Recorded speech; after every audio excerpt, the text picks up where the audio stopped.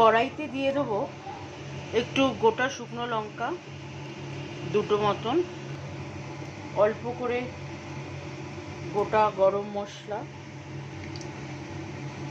এই দুটো তিনটে মতন এলাচ, দুটো তিনটে মতন লবঙ্গ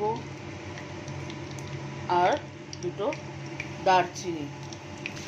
ডুমো ডুমো করে কেটে রাখা আলুগুলো তেলের মধ্যে দিয়ে দেবো, একটু ভাজা হবে। আর এই মুহূর্তে আমি মিক্সিতে পেস্ট করে নিয়েছি দুটো পেঁয়াজ, চারটে কাঁচা লঙ্কা, 10-12টা কাজু বাদাম, অল্প আদা আর 5-6টা রসুনের কোয়া। এটা হচ্ছে সেই পেস্টটা। আর আমাদের কাছে রয়েছে আজকে সারপ্রাইজিং একটা এলিমেন্ট, সেটা হচ্ছে পনির। ইয়েস, আজকে ভেজ কিছু বানাতে চলেছি। এতদিন সবসময় চিকেন বানিয়েছি, আজকে ভেজ বানাচ্ছি পনির দিয়ে। দেখুন কেমন লাগে। এরপরে মিক্সিতে পেস্ট করে রাখা মশলাটা দিয়ে দেবো। এটাকে দিয়ে ভালো করে কষাতে হবে। তারপরে আমরা গুঁড়ো মশলা অ্যাড করব।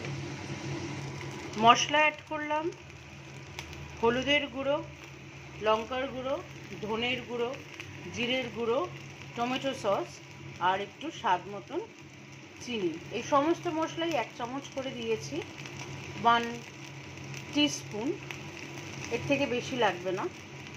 এবার এগুলোকে ভালো করে মেশাবো। মশলাটা মেশানোর পরে মিক্সিতে লেগে থাকা যেই অল্প বিস্তর পেস্টটা ছিল তার সাথে একটু জল মিশিয়ে অ্যাড করে দিলাম যাতে পুড়ে না যায়।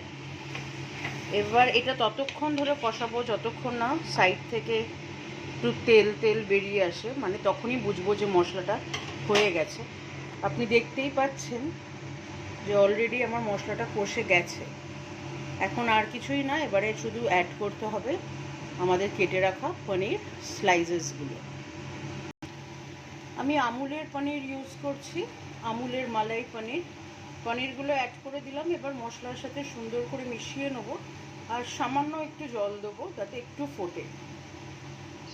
সামান্য জল দিয়ে দিয়েছি। এবার আসার অপেক্ষা, একটু ফুটবে, তারপরে শুধু গরম মশলা অ্যাড করব। ব্যাস, আমাদের পনির মালাই রেডি। আপনি ইচ্ছা করলে একটু ফ্রেশ ক্রিম দিতে পারেন, বাট আমি ফ্রেশ ক্রিম দেব না, কারণ আমার মেয়ে ল্যাকটোজ অ্যালার্জেটিক।